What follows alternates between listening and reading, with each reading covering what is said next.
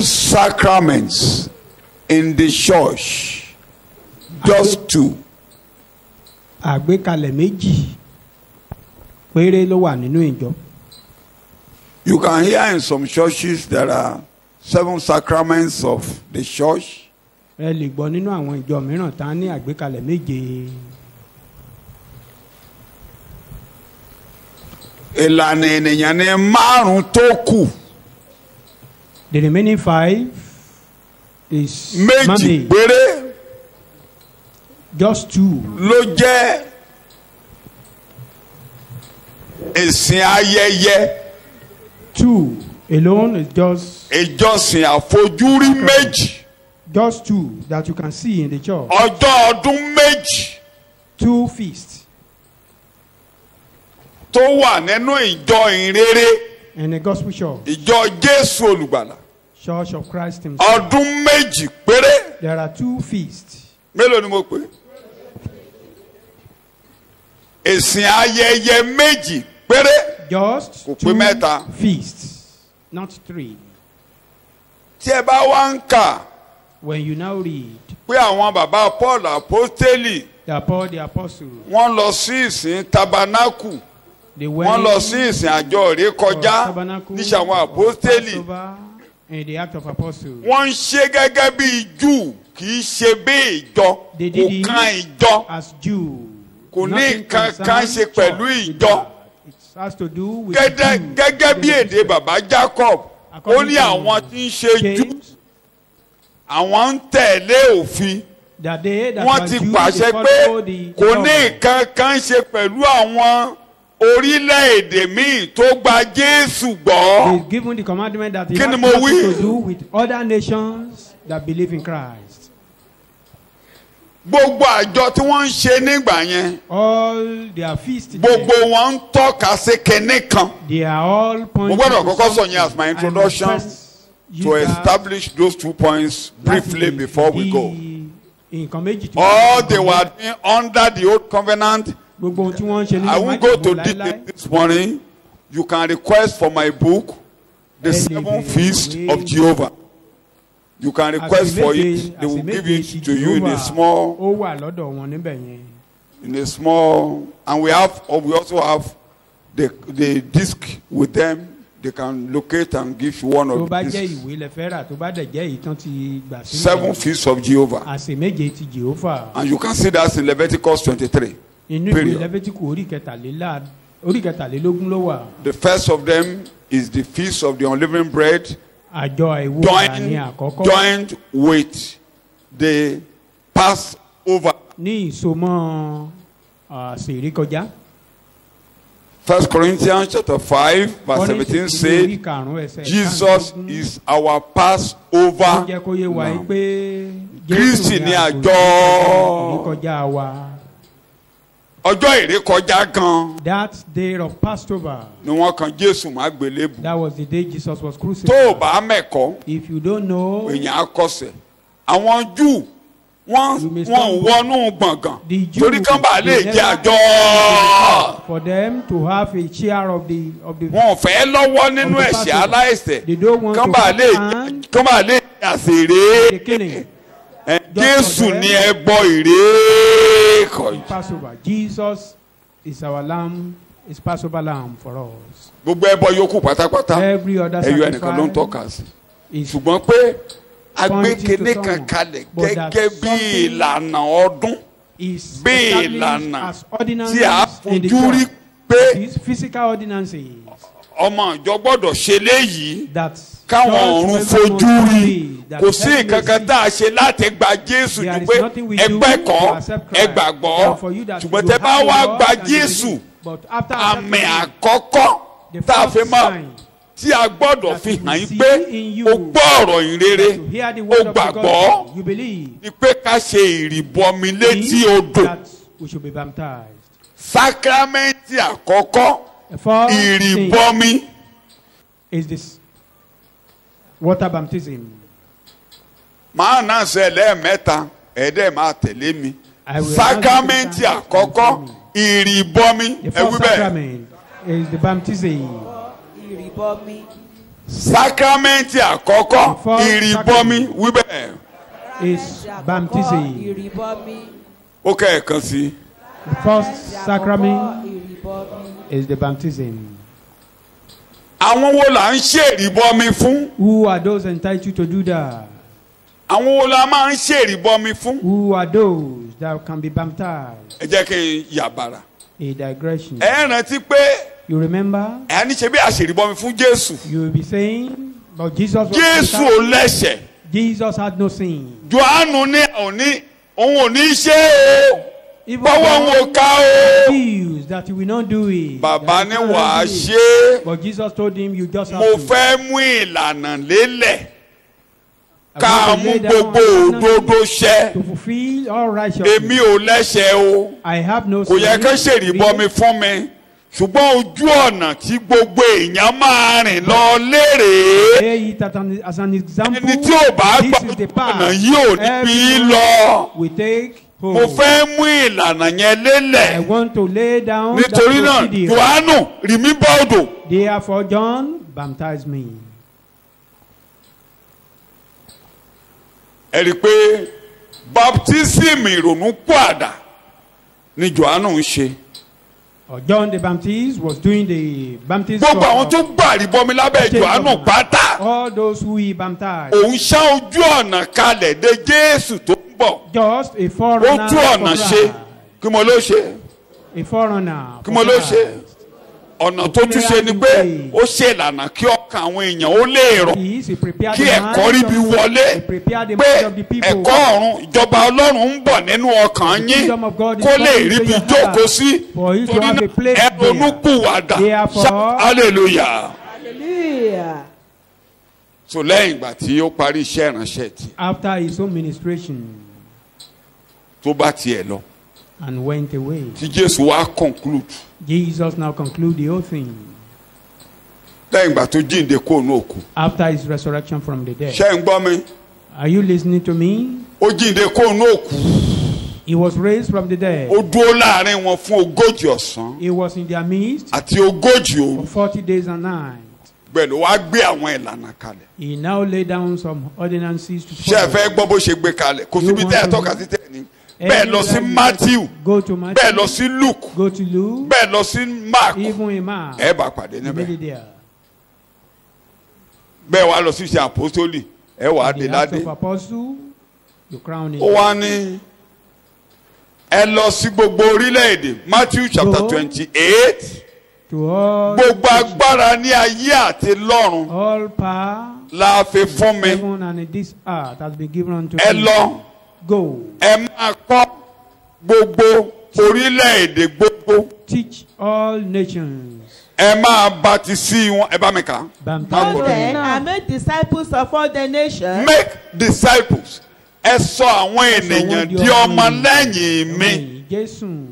Ẹ sọ àwọn èèyàn di kí ni mo pè é? Make disciple of them. Àwọn tó mi ò ní kẹ́ ẹ sọ wọ́n do ní ṣọ́ọ̀ṣì. I'm not saying those are the Ẹ sọ wọ́n di àwọn tá a máa tẹ̀lé mi lẹ́yìn. who will follow me. Tá a jẹ́ Jésù kékeré nínú That ayé. be just little Jesus in this world. Nǹkan táwọn àpótẹ́lì jẹ́ What the tí wọ́n apostles fi are. pè wọ́n ní kìrìsìtẹ́nì While níṣe and àpótẹ́lì the orí reason for kọkànlá calling rẹ̀ ni. them Christian in Acts of Apostles chapter 11. Ẹ máa baptisi wọn Baptize them. ní orúkọ Bàbá, The name of ní the orúkọ Father, Ọmọ the name of the àti Son, orúkọ Ẹ̀mí.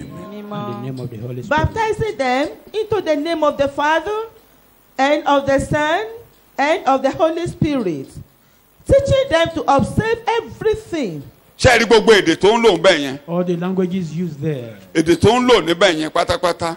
Ìgbà tí ẹ̀kọ́ wá yí àwọn àpótẹ́lì sàn. When the apostle now Orúkọ understand the tó doctrine, borí orúkọ Bàbá àtorúkọ Ọmọ àtorúkọ Ẹ̀mí mọ́. Kí ló orúkọ yẹn? name, God, Mo ní kí ló orúkọ yẹn? Jésù Òun lẹ́bi pé ní ìṣẹ̀ àwọn àpótẹ́lì wọ́n ń baptisi ní orúkọ in Jésù. the book of the apostle, the baptized people in the Bó name bá of rẹ́ni tó ń Jesus. ṣe ìrìbọmi fún lórúkọ If Bàbá you àtọmọ see àtẹ̀mí mọ́ bú wọn o. Somebody they baptized in the name of the Father, Son, and the Holy Spirit. Mọ̀ sì mí gbọ́ o. No cause for alarm on Ṣùgbọ́n tẹ́ bá that. wá wo àwọn ìṣẹ̀ àpótẹ́lì rí pé in the name of Jesus. But you discover In the name gbogbo tá ń ṣe lẹ́yìn àwọn lórúkọ ta ni wọ́n ń ṣe o in lórúkọ the name Jésù. of Jesus. tí ẹ̀kọ́ yé wọn tán.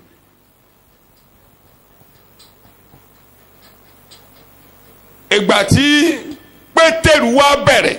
When Peter started. tẹ́ bá lọ sí Mark náà sọ. Mark have the record. láti ẹsẹ̀ ìkẹẹ̀ẹ́dógún orí ìkẹrìndínlógún ẹsẹ̀ ìkẹẹ̀ẹ́dógún. Chapter 16 verse. mo gbọ́dọ̀ ṣẹ̀kọ́ díẹ̀. I must preach a bit. Don't sleep. torí tí o bá ti yí ọ wàá kàn máa ṣe ọdún òrìṣà nígboro wàá ló ń bá Jésù ṣọdún. Celebrating feast, thinking ẹni tí ó bá you are celebrating gbàgbọ́. Christ. wàá dẹ̀ gbà mí wàá tẹ gbà mí aṣojú ò tí ì mọ̀ pé o ti You must gbà have mí rí. received the Antichrist sign. ẹni tí ó bá gbàgbọ́ Knowing. tí a bá sì bámtísì rẹ̀ yóò là. tí a bá baptisi rẹ̀ yóò ṣe kéne. yóò là. Anyone that Òtítọ́. believe and tó bá ti is gbọ́ baptized ọ̀rọ̀ will be saved. tó gbàgbọ́ You hear the word. bí a bá rí bọ́ odò kí ló máa ṣẹlẹ̀ sí o. yóò là. We say tẹ́ bá lọ sí ìṣàwọn àpòsílẹ̀ báyìí in Acts of Apostles. lẹ́yìn ìgbà tí Jésù gòkè lọ tán lórí kejì ni After bàbá his Pétérù wá ń ascension, ṣẹ̀kọ́. Father Peter bó was ṣe wá ń preaching ṣẹ̀kọ́ as he was preaching. verse 37 ní Ẹsẹ̀ ibi tá a ti máa mọ ìkẹtàdínlógójì. àwọn tá à ń ṣe ìrìbọmi fún ìyẹn o. That is Nígbà tí how náà you ó- know the people that Ew. baptized. nígbà tí wọ́n sì gbọ́ wọ́n gbọ́ ẹ̀kọ́ ọkàn wọn gbọgbẹ́. wọ́n ní ọ̀rọ̀ púpọ̀ ló fi gbà wọ́n níyànjú That he wọ́n encouraged them gbọ́ with ẹ̀kọ́ much word. ọkàn When wọn they ṣe heard kí the ni sound, o. ó gbọgbẹ́. their hearts were wọ́n sì pricked. sọ fún mo bọ̀ Pétérù. ó fẹ́ gbé mi lọ sí Amẹ́ríkà mo gbọ́dọ̀ ṣàlàyé sákrámẹ́ǹtì méjì I must explain these two ó sacraments. gbọ́dọ̀ jọjọ yé wa We must understand it. kí ni ọkàn wọn ṣe. They were And their cut. heart They were was cut free. to the heart. ìtumọ̀ ni ọ̀rọ̀ yẹn mú wọn ní ọkàn wọn ṣèdájọ́ pé The word òtítọ́ rèé. penetrated into their heart that this is the truth. mo bá tún fẹ́ yá èdè mi lò màá yá lò ní Luke bẹ̀tí mi ò ní lò Want to borrow another language? nígbà tí Luke, Jésù ń bá àwọn ọmọ méjì yẹn lọ When nígbà táwọn Jesus was following ọkàn wọn kò há gbéná that nígbà is tó ń our bá wa heart, not sọ̀rọ̀ ní ojú inspire ọ̀nà. when he was tó talking to ẹni us. bá máa gba ìrìbọmi Anyone that will kì be í ṣe pé baptized, àkàndédé ń lọ sódò not just nǹkan kan going gbọ́dọ̀ to the ṣẹlẹ̀ sea. nínú ọkàn rẹ Something kí ni must mo wé gbọ́dọ̀ happen ṣẹlẹ̀ nínú in ọkàn rẹ you. nù kọ́kẹ́ ẹ̀ gbéná Either you are kọ́kẹ́ ẹ̀ inspired wárìrì or you are kọ́kẹ́ ẹ̀ trembling. gbọ́ gbẹ́gbẹ́ mi ò gbọ́dọ̀ parun òtítọ́ rè That your heart is pricked, that this is the truth. I must not be n tó destroyed. ṣẹlẹ̀ lọ́kàn yẹn ló máa sọ pé What happened in wọ́n á that béèrè your pé kí ni mind? ká ṣe Then what Pétérù follows sì is fún wọn what pé àwa we ti do. gbẹ́kọ̀ọ́ We've had ẹ̀kọ́ it. yé wa ó We yá understand. kí ni ká ṣe báyìí What do we do next? pété wa Peter now ọ̀dà said, ẹ ronúpìwàdà kí a sì bámtísì olúkúlùkù yín ní orúkọ ìyẹn ni Jésù. pé n tí ó mú yín lọ́kàn What- ọkàn yín dàrú yẹn That thing ẹ that yí kúrò lọ́nà your ọbẹ̀ heart tán ẹ má change, lọ ọbẹ̀ mọ́ ẹ wá yí repent sọ́dọ̀ Jésù and come to Christ. wá kọjú sí Jésù báyìí Face Jesus. pé ọ̀nà tí mo ń rìn tẹ́lẹ̀ táyé mi ń dàrú yẹn That mi ò fẹ́ rìn bẹ̀ mọ́ former ways, my wayward ways, Ṣé ẹ̀ ń I gbẹ̀kọ́? want to abandon that. mi ò fẹ́ rìn bẹ̀ mọ́ Don't want to go mo that wá way fẹ́ máa again. tẹ̀lé Jésù But now yìí I want báyìí to follow Jesus. ọ̀nà ìyè ni mo yàn báyìí o I choose the mi ò path rin of ọ̀nà life, yẹn mọ́ not that part of the truck. ọ̀nà bí tá a ti ń ṣọdún tẹ́lẹ̀ tá a máa mu sìgá wa tí a máa mu bíà wa tí a máa jà bí a ṣe ń jà tẹ́lẹ̀ tó yẹ pé wà ní bàbá ìjọ àti ìyá àlùfáà àti gbogbo ẹ̀ mi ò rin bẹ̀ mọ́ o Jésù No more ìwọ ni o. way. Jesus, you are the Lord. ṣé ẹ̀ ń gbọ́ ẹ gbọ́ gbọ́ ẹ ti bínú àbínú. bó o kàn bínú bẹ́ẹ̀ iná ló máa foríjì mi lónìí Even if you are angry, you have to forgive torí mo me. gbọ́dọ̀ ràn ọ́ lọ́wọ́ I must help you. ọ̀nà wá ṣọ́ọ̀ṣì àwa náà Amen. May you not come to church in vain. àwa ìyìnbọn mi Then you'll be baptized. bí bàbá ṣe fi lélẹ̀ nìyẹn tẹ́ bá wá ń kà á Ordinances. If you wọ́n ní read further, ẹgbẹ̀ẹ́dógún ènìyàn ló gbàríbọ mi lọ́jọ́ yẹn 300,000 3,000 people were saved. ló gbàríbọ mi lọ́jọ́ yẹn 3,000 ní were yálà baptized jùlù yálà that day. jùlù Jésù wọlá máa bá lọ They ooo confessed Jesus. And that then we kó are wọn lọ following sódò. you. And they were taken to the stream. of èmi baptism. mọ̀ ẹ́ pé àwọn apostoli tó ṣèrìbọ mi yẹn lọ́jọ́ I yẹn know the apostles that baptized them that day. nígbà tó bá máa ṣe tán wọ́n á By the jẹun time they finish, torí o lè ṣe ìbọn mi 3,000 kébi máa pa ọ́. That is, distress their body. Kó máa gbé wọn lọ sódò. Wàrẹ́ ni tẹ́rẹ́ bíi tèmi tó àgbé tó àríbọn mi tó àgbé sókè. Wàrẹ́ èèyàn bí ọmọ mi báyìí tó àgbé tó àtúwọ̀ ló máa gbé ń gòkè o. Ẹjọ́ ẹ nìyẹn. Ẹjọ́ tẹ́ ẹjọ́jọ́ máa ń tó sí láyé ló tútò dé lọ́ ẹ̀kọ́. Shout hallelujah. Kí ni ìtumọ̀ ìrìbọmi? What does baptism mean? Kí ló túmọ̀ sí? What does it mean? Ṣé o fẹ́ mọ̀ túmọ̀ rẹ̀? You want to know the meaning? Mo ní ṣé o fẹ́ mọ̀ túmọ̀ rẹ̀? You want to know the meaning? O fẹ́ mọ̀ túmọ̀ rẹ̀? You want to know the meaning of Mi ò ní kábẹ́ẹ̀lì jọ. baptism? Ṣùgbọ́n Róòmù orí kẹfà ló ṣe túmọ̀. Romans chapter 6 explain a little. Ẹni tí a gbé báyìí, èèyàn báyìí, akàndéédé gbé ajú sódò. Somebody that was deep into the stream and was lifted up again. Ẹ máa gbọ́ o. Ẹni tó gba Jésù yẹn. That person that ó fún ẹ pé lónìí is showing that mi ò lè dá ìrìn àjò ayé ẹ ń wò mí ó káwọ́ méjèèjì sókè pé mi ò lè dá gbé ẹrù ayé mi mi ò lè dá gbé ara mi láti ayé dọ̀rùn wọ́n ló lè gbé mi lọ́wọ́ Jésù ni mo fi ẹ̀mí mi. I surrender everything unto Jesus. Èwo la kàn má gbélébùú. You are the one crucified. Ẹ̀dá kan ń gbénú mi. A nature is dwelling in me. Tó ń tì mí ṣe wàhù. That is pushing me to Bíbélì pè ní ògbólógbò ọkùnrin ẹ̀ṣẹ̀. Bible call it the old man of sin. Yorùbá ń pe léèdì, a ní àbẹ́dì ń di ọ̀wọ́n yẹn ni. The Yoruba we call it a ẹ̀ṣẹ̀ ló gbé wọ̀. It's not a charm, it's a kind of sin. Torí bẹ́ẹ̀ la ṣe kàn án mọ́ àgbélébùú. That is the purpose of Jesus being crucified. A ti kan ẹ̀ṣẹ̀ yẹn mọ́ àgbélébùú. That sin is crucified with Kémi má sin ara ẹ̀ṣẹ̀ mọ́. For me not to worship the body of sin again. Mo yọ̀ǹda fún ọ. I surrender unto you.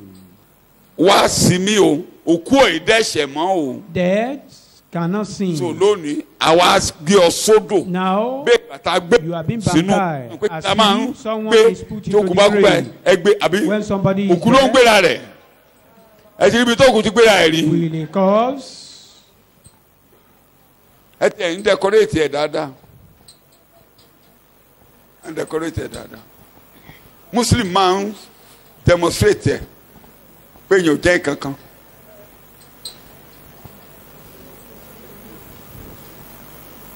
Wọ́n á demonstrate ẹ̀.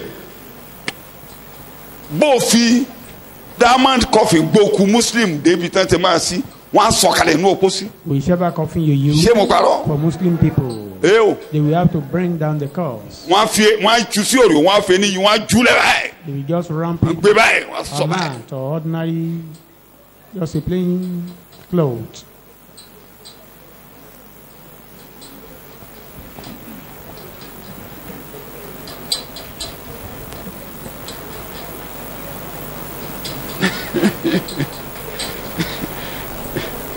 Tó bá níbi tá ti sìnkú Muslim tó bá jẹ́ ìyá ẹ̀ ni náà ń jọ́dé jù bọ́ ṣe jù yẹn. Wà á kọ́kọ́ sọ ẹ̀kún pé ìyá ẹ̀ náà ń ṣe bí eléyìí o. Ìwọ gan fúnra rà ẹ̀ lọ́jọ́ kan bọ́n ṣe máa tún ṣe ọ náà ni. Àbí bẹ́ẹ̀ kọ́ pé èèyàn jẹ́ nǹkan kan. So wọ́n á gbé ẹ sí kòtò. Ìtú ẹni pé mo darapọ̀ mọ́ a sì mí pẹ̀lú rẹ̀ a sì òkú ara ẹ̀ṣẹ̀ a sì òkú ara ẹ̀bàjẹ́ mo wọnú májẹ̀mú pẹ̀lú rẹ̀ mo wọnú àdéhùn pẹ̀lú rẹ̀ àwa gbé ọ dìde. Then they will lift you up. Dídìde tí Jésù dìde ó dìde ní ẹni tẹ́tún kí mo ló ṣe kí mo ló ṣe ẹ̀yin ọmọ Ọlọ́run o ó dìde ní ẹni tẹ́tún tó bá ti wá ń jáde bọ̀. Wọ́n náà wá jáde ní ẹni titun. Kí ni mo pè é? Ìbẹ̀rẹ̀ ohun ọ̀tun wíbẹ̀ o. Mo bọ́ ògbólógbò ọkùnrin ẹ̀ṣẹ̀ sílẹ̀. Mo wọnú májẹ̀mú pẹ̀lú Jésù. Ìbẹ̀rẹ̀ ọ̀tun nínú ayé mi. Èdè mẹ́ta ni mo lò. Mo bọ́ ògbólógbò ọkùnrin ẹ̀ṣẹ̀ sílẹ̀. Putting away the man of sin. Ẹ gbọ́ mi o, kí ni mo ní mo bọ́ sílẹ̀? Putting off the man of sin. Mo wọnú májẹ̀mú pẹ̀lú Jésù. I enter into a covenant with Jesus. Mo bẹ̀rẹ̀ ayé ọ̀tun. A new life. Ohun tuntun bẹ̀rẹ̀ láyé mi. A new thing starts Ohun in my tuntun bẹ̀rẹ̀ life. láyé mi. A new thing starts in my life. Tẹ́ máa bá tètè odò rí bọ́mi jáde ni. That is what you bring So back from lọ́dọ̀ Ọlọ́run. in the presence of God. Ìjọ yẹn ni ó wọ òrùka. That day, a ring Ìjọ yẹn is ni given unto you. afẹ́sọ́nà ni mí. You become Jésù lọ́kọ mi. Dádì mi, Ee, Jésù ọkọ mi. torí àkókò mi. Ìjọ Jésù yẹn fẹ́rẹ̀ dé o. Ee, àti gbé mi níyàwó. yeah. Àfẹ́sọ́nà ni mí. Jésù ọkọ mi. Èdè Paul, ìjọ yẹn la fi ọ́ fún ọkọ kan. that day you are given to our Bí husband ìwúndíá as a tí ò bọ̀rìṣà mọ́. no more O gbẹ́bọ mọ́. worship. O gbóròró mọ́ kó o tó gba ní ayé kọjá. No more carrying O an túbọ̀ animal. kankan mọ́. No more O sacrifice. gbẹ́kẹ̀lé nǹkan kan mọ́. Not depending on Jésù nìkan ló gbẹ́kẹ̀lé. Kò sí o yálé mọ́. No O going béèrè back. nǹkan kan lọ́wọ́ ẹnikẹ́ni mọ́jọ̀jọ̀ Ọlọ́run ẹlẹ́dàá. Bá ti padà lọ ṣe yẹn, o ti kọ́ ọkọ. O kọ́ ọkọ. Nǹkan tí Ísírẹ́lì ṣe nìyẹn tí a sọ pé wọ́n kọ́ ọkọ. Tí wọ́n ṣàgbèrè. That is what Israelites did. Ṣé ẹ ti gbọ́? That the Bible says. Ni wọ́n fi ní Òsíà lọ fẹ́ ìyàwó panṣágà. Gbogbo orílẹ̀-èdè ti di panṣágà. Wọ́n ti kọ̀ mí lẹ̀. Wọ́n ti bọ̀rìṣà. Wọ́n ti gbé nǹkan mí nǹkan wájú ju èmi Ọlọ́run ẹlẹ́dàá. Set up another thing beside me, God. Ṣùgbọ́n bá ti wọnú májẹ̀mú yẹn, Once you ó wọnú àdéhùn lọ, enter into a a covenant fi with God, ọkọ kan. then you are given to a husband. Ta la fi ọ́ fún o? Ọjọ́ ìgbéyàwó ló kù tó ń bọ̀. Waiting for the celebration. Ọjọ́ ìgbéyàwó ló kù tó ń bọ̀.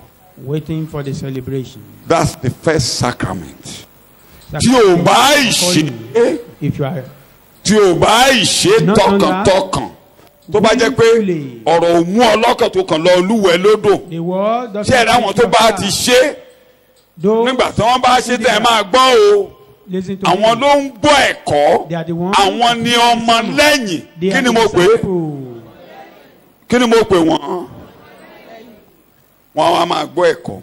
They will be listening Ẹ̀kọ́ yẹn to ló máa the máa yí wọn padà. With that sermon that will be changing Tá máa máa sọ their wọ́n life, dọ̀tun lójoojúmọ́. renewing their life daily. Àwọn yẹn ló wọnú àdéhùn They are pẹ̀lú the Ọlọ́run. one, those Àwọn yẹn ló ti people, wọnú májẹ̀mú. those group of people Àwọn yẹn ló jẹ́ enter pé into a covenant. àfi tóun ò bá yọ Those people láyé wọn fi lè dàrú lórí ilẹ̀ mọ́. fail to rise. Ayé wọn ò lè Their dá life sánmọ́. can be shattered. Otherwise, Wọnú àdéhùn their pẹ̀lú life Ọlọ́run. can never be shattered because they've entered into agreement with God.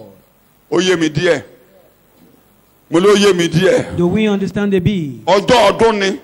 It's a day of feast. Kí ni mo pè? Sòtá bá ti gbé ọ lọ sódò báyìí.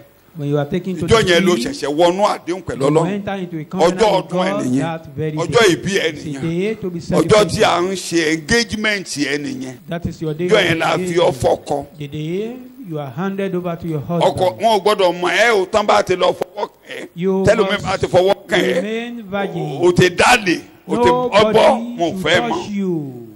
The day you do that, then you O depart. gbúdọ̀ tẹ̀lé ẹnikẹ́ni fún kẹ̀kẹ́ mọ́ ju You must Jésù follow nìkan. anybody, Jésù anything nìkan. beside Jesus. Wàá máa gbẹ́kọ̀. Then you be listening to sermons. Ṣé ẹ ráwọn tó wá ń gbẹ́kọ̀ yẹn? Those who listen Àwọn to ni sermons, ọmọ lẹ́yìn. they are the Kí disciples. ni mò ń pè wọ́n?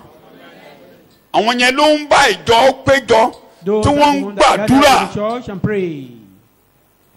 Ẹ̀yin tó bá ti ṣe For those who have tẹ́ done gbọ́ mi that, láàárọ̀ yìí. and you are here, Ẹ ti gba sákẹ́mẹ́ǹtì nọ́mbà 1. you've taken the first sacrament. Tẹ́ bá ti wá ń gbẹ́kọ̀ tẹ́ ń wá síbi Continuing àdúrà. that, hearing the Tí ẹ ń gbà wá ń kéde ìrere ẹ ti di ọmọ lẹ́yìn. You are a disciple. Kílẹ̀ ẹ̀dà You are a disciple. mo ní kílẹ̀ ẹ̀dà. Ọmọlẹ́yìn. So àwọn ọmọ lẹ́yìn ló péjọ sórí òkèjì. The disciples gathered on the mount. Bàbá wa kọ́ wa pé lóru ọjọ́ tó ń lọ Who are told in the ó wá mú àkàrà night, nǹkan àfojúrí kejì the second physical thing, sákámẹ́ǹtì kejì the second tó sacrament, jẹ́ ọdún ayẹyẹ kejì which is the tí a second lè feast fojúrí pé a ṣe nǹkan kan that we can pé see kinní kan náà that ṣe we báyìí. wà á rí pé wọ́n ń gbomi wọ́n ń gbòòrò wọ́n ń gbàdúrà wọ́n ń ta wọ́n ń jòtúrà wọ́n ń jóun kankan wọ́n á kàn gbé ẹ lọ sétí odò wọ́n á rí ọbọ omi. ìkejì mo máa gbé jáde nsìn ó wá mú búrẹ́dì ó wá súre ó wá ní búrẹ́dì yìí òun ló dúró fún ara mi mo fi ṣe àpẹẹrẹ ara mi tí mo máa gbélébù tó kúkú oró fún yín. died painfully for you. ara yẹn ló jìyà fún yín. that flesh suffered for you. òun ló gba ìyà yín jẹ. he took your suffering. òun ló gba ìdájọ́ yín. took your judgment. ara yẹn ló ru ìdájọ́. that flesh tó ru àìsàn. tó ru ẹ̀gún yín. tó ru gbogbo wàhálà yín. every other problem. ẹ gbà kí ẹ pín jẹ. take it and share it among you. ẹ ní ru ìyà mọ́. you will no more bear suffering. ẹ ní irú ìdájọ́. no more judgment. ikú ò ní jọba lórí yín mọ́. death will no rule over you. ẹ gbà kí ẹ pín. take it.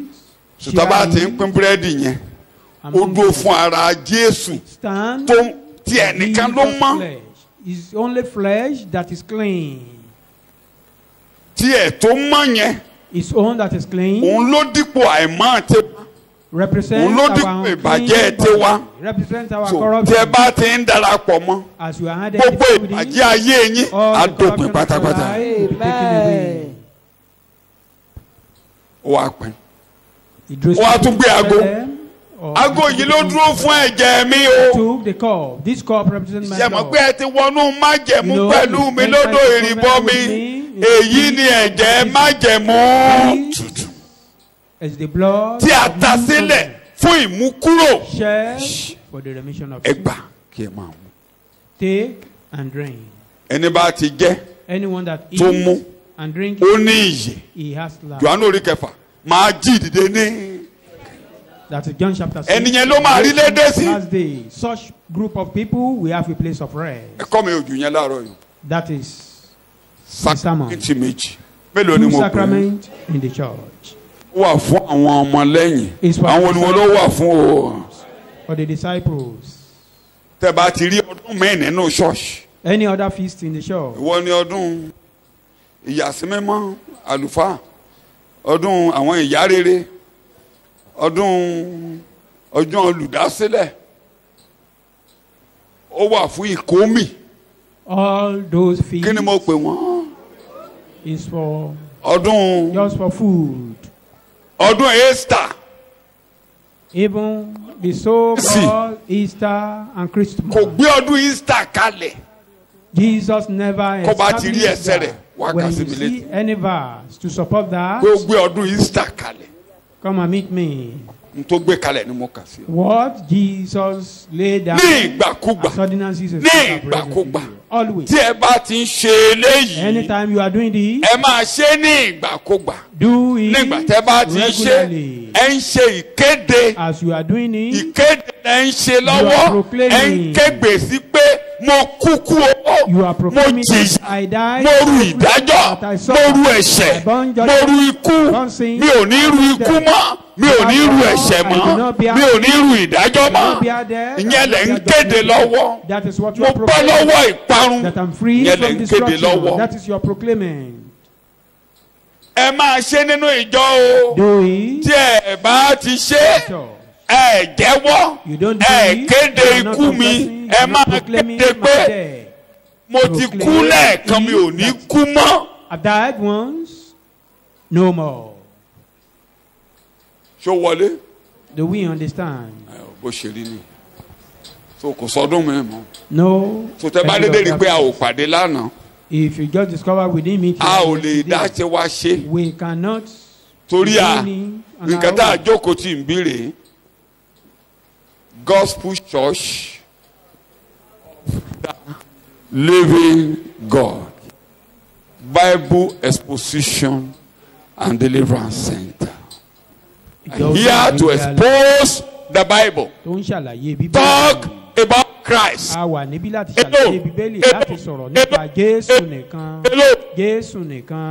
Kí a sọ ti ìyà rẹ̀ lẹ́yìn ìyà kí ló ń kàn.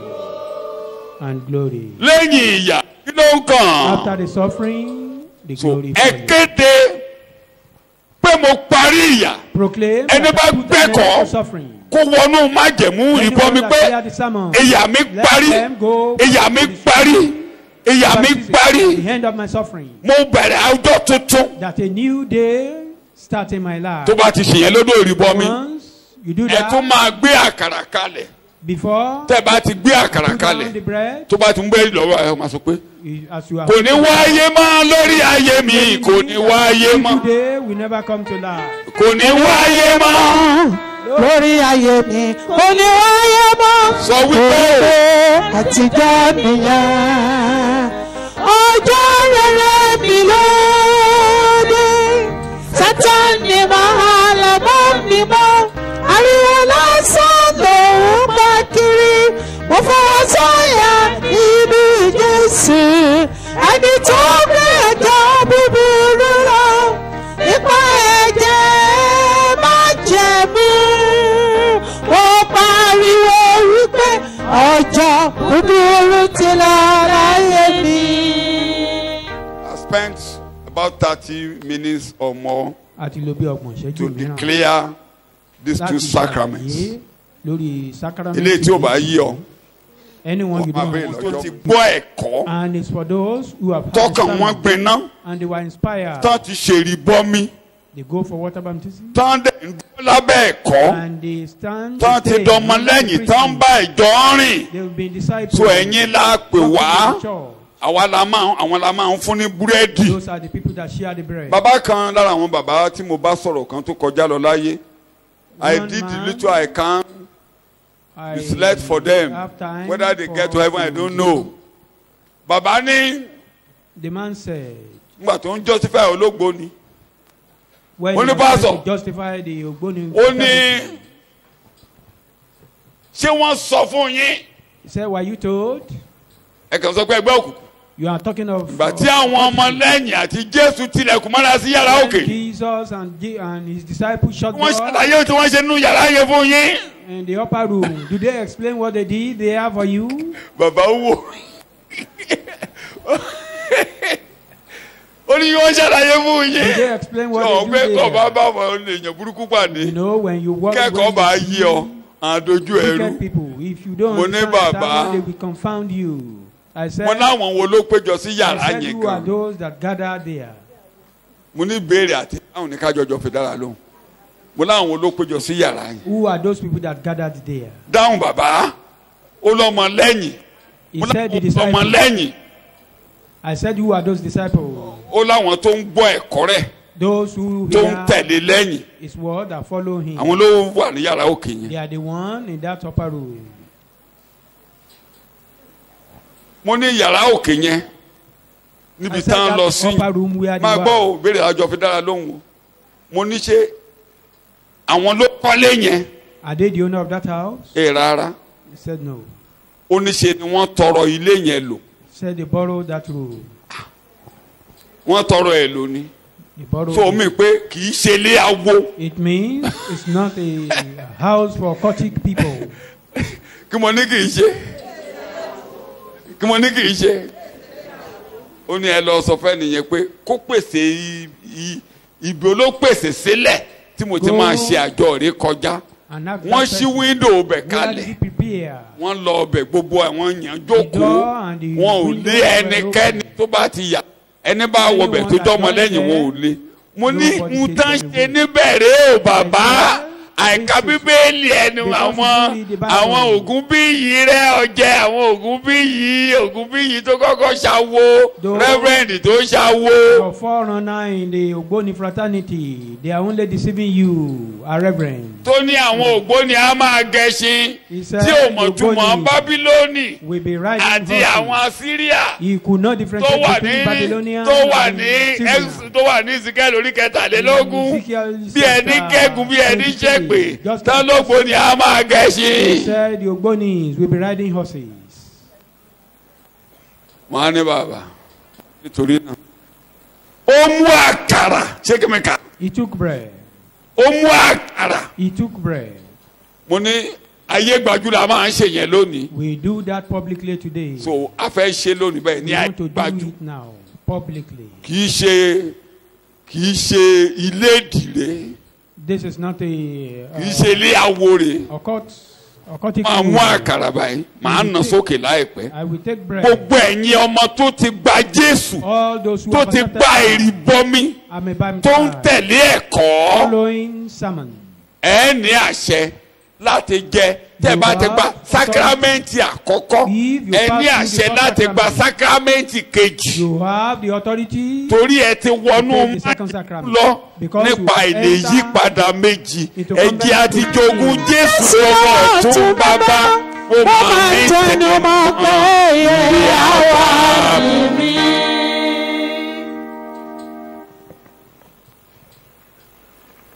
Ṣé ó yé mi? Do we understand? Pàtẹ́wọ́ fún Jésù tó bá ti yé ọ dáadáa. Bá ń gbé búrẹ́dì wá. Bá mi gbé wáìnì kúrò kó jẹ́ kí n gbé búrẹ́dì. Búrẹ́dì ni a gbé kalẹ̀ níwájú wa yìí Olúwa. Tó dúró fún ara Kristi. This bread represents the class. Tó ní agbára àjíǹde nínú. Which have the power Tó mú ìdìbàjẹ́ kúrò. Take away corruption. Tó ru ẹ̀gàn. And bear Tó ru àìsàn. Tó ru ikú.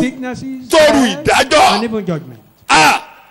Níbi tí ẹ̀ṣẹ̀ pọ̀, kórè ọ̀fẹ́ pọ̀. Many sins. Kórè ọ̀fẹ́ pọ̀. Kórè ọ̀fẹ́ pọ̀. Gbogbo àwọn tó ti darapọ̀ mọ́wọ́ Jésù nínú ìrìbọmi tí wọ́n ti ń bá ọ rìnrìn àjò tó ń darapọ̀ mọ́ àkàrà yìí ẹ̀dà ìdájọ́ ní wọnú ayé yín mọ́. Bí ẹ ṣe máa jẹ́ ẹ̀ ní irú ẹ̀gàn. Bí a bá rí ibi táàrùn wà lórúkọ Jésù kò pòórá dànù. Ọwọ́ kọ̀wọ́ tó lòdì nínú àgọ́ ara láwọn tó ti bá Jésù wọnú májẹ̀mú agbára àjíǹde kò pa ọwọ́ yẹn rẹ̀. Lẹ́yìn àjíǹde ìbẹ̀rẹ̀ ń wọ̀tún. Ìbẹ̀rẹ̀ ń wọ̀tún. Bí ẹ ṣe máa jẹ́ ìbẹ̀rẹ̀ ń wọ̀tún. Ìbẹ̀rẹ̀ ń wọ̀tún. Ní orúkọ Jésù ni mo gbàdúrà. Wáìnì yìí dúró fún ago. Stand for God. Tó dúró fún ẹ̀jẹ̀ Jésù. Send the blood of Christ. Ẹ̀jẹ̀ tí a ta lẹ̀. The blood shed. Fún ìmúkúrò ẹ̀ṣẹ̀. For the taking of. Ẹ̀jẹ̀ tó pa ìkúnrẹ́ lórí ilẹ̀. That take away death. Ẹ̀jẹ̀ tó pa májẹ̀mú ìṣáájú rẹ̀. That take away. Gbogbo ohun tó lòdì. Every contrary. Gbogbo èdè tó lòdì. Every contrary. Tó tọrọ Ọlọ́run jáde. Lórí ènìyàn lórí Ádámù. Upon Adam. Agbára ẹ̀jẹ̀ yìí pa. Gbogbo àwọn tá a máa darapọ̀ mọ́ ẹ̀jẹ̀ Jésù yìí lónìí. Gbogbo gbólóhùn tó lòdì kó parẹ́. Be cancelled. Nígbà tí wọ́n Ọlọ́run tẹ pàtì ẹ̀ gan pẹ̀lú ẹ̀jẹ̀. You God. Tí ẹnikẹ́ni bá sọ. Any pronouncement. Bí ẹnikẹ́ni bá sọ. Any wrong pronouncement. Bí a sọ sínú ìwé tú. Even. Bí a sọ lórí ilẹ̀. Be it upon the land. Kí a sọ nínú ìpàdé kan nínú igbó. Bí a sọ nínú ìbẹ́pẹ. Kí a sọ lérí orí àìtàn. Níbikíbi tí a ti sọ ọ̀rọ̀ tó lòdì sínú afẹ́fẹ́ sínú ayé ẹnikẹ́ni tó lòdì sí àkọọ́lẹ̀ Ọlọ́run ní ìjẹ̀mú tí a mú láàárọ̀ yìí kó dé pé ní orúkọ Jésù kó dé pé parẹ́. Mo ní gbólóhùn tó lòdì tó ti ń bá ayé yín wọ́n bí ẹ ṣe darapọ̀ mẹ́jẹ̀ májẹ̀mú lórúkọ Jésù kó parẹ́.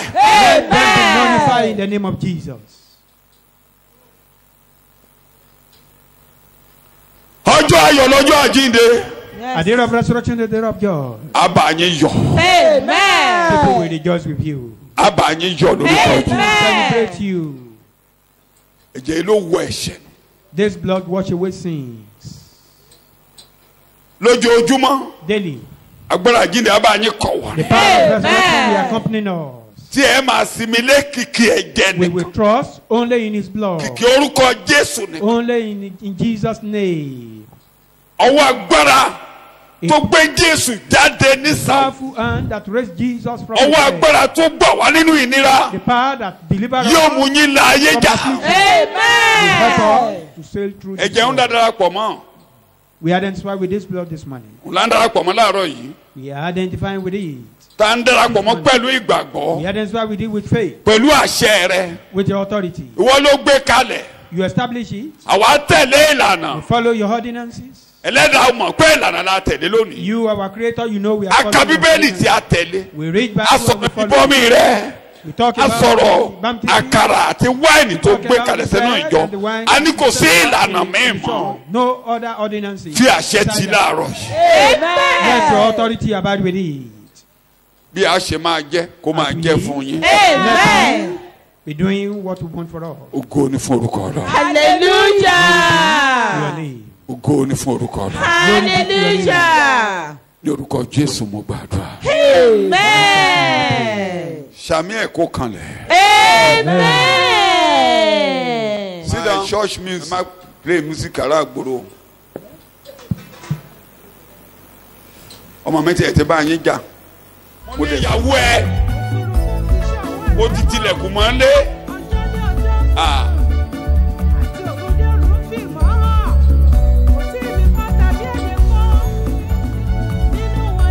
mi ò lè fún ọ ní olè dédé lọ bẹ́ẹ̀ wàá ṣàlàyé ara ẹ̀ kọ́ agùn bíi fún mi kí wọn náà máa gbénú igbó tí ò bá bá mi gbéhùn jáde gbóhùn òun ló jókòó sí di ẹ́ńjìnì. Ogun tilẹ̀ dìde, ilé yìí lọ́kàn mi lọ́lẹ̀. Ojú rẹ̀ ni wọ́n máa wá, ṣoṣo. Níbẹ̀ ni ìsinmi mi wá. Bí ogun tilẹ̀ dìde, kí ó fi mí sílẹ̀, kí ó kọ̀ mí sílẹ̀. Ọlọ́run ìgbàlà mi, ìwọ ni ìrànlọ́wọ́ mi, kí ó fi mí sílẹ̀. Kí ó kọ̀ mí sílẹ̀. Ọlọ́run ìgbàlà mi, ojú rẹ̀ ni wọ́n máa wá. Níbẹ̀ ni ìsinmi mi wá. Bí ogun tilẹ̀ dìde, ilé yìí lọ́kàn mi lọ́lẹ̀.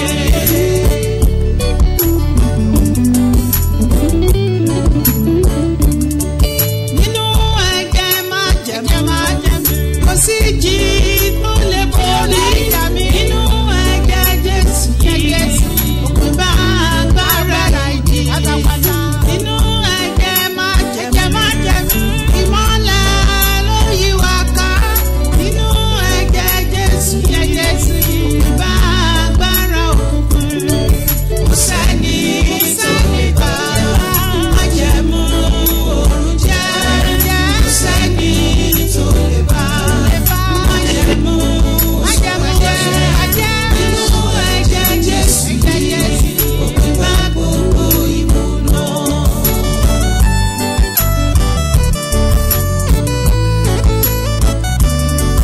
Ọkàn mi ti múra.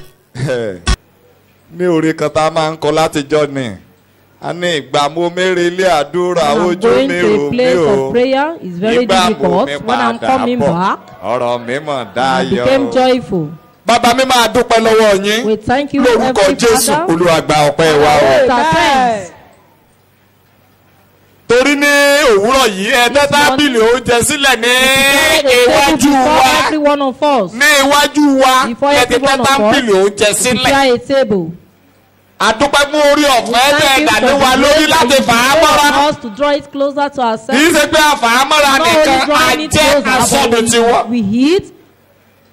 ó dẹ̀ jẹ́ pé á bẹ̀rẹ̀ sí ní gbé á bẹ̀rẹ̀ sí ní ṣiṣẹ́ nínú To ayé manifest wọn. and walk in our life. àdúpẹ́ lórúkọ Jésù Thank you. Olúwa gba ọpẹ́ wa o. Yes, our praise. ògo ni fún orúkọ ní Ọlọ́run. Hallelujah. ǹjẹ́ orí ọ̀fẹ́ Jésù Praise Kristi of the Olúwa Lord wa Jesus Christ, ìfẹ́ ti Ọlọ́run love of God, ìdàpọ̀ ti ẹ̀mí and the mímọ́ fellowship of the Holy bí Spirit a ti ń lọ yìí kó máa bá wa lọ go along with us. bí a ti ń lọ yìí kó máa bá wa lọ. Go along with us. mo ní lórúkọ Jésù ká máa gbé ní àìléwu. Without any danger.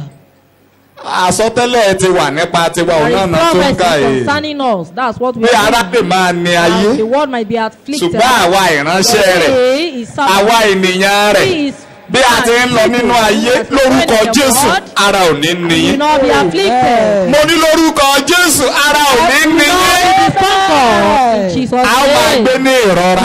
Live in peace. Ọkàn wa balẹ̀. Mind will be Ọkàn wa at balẹ̀. rest. Ọkàn wa balẹ̀. Bẹ́ẹ̀ ló máa rí Jésù Kristi Olúwa wa.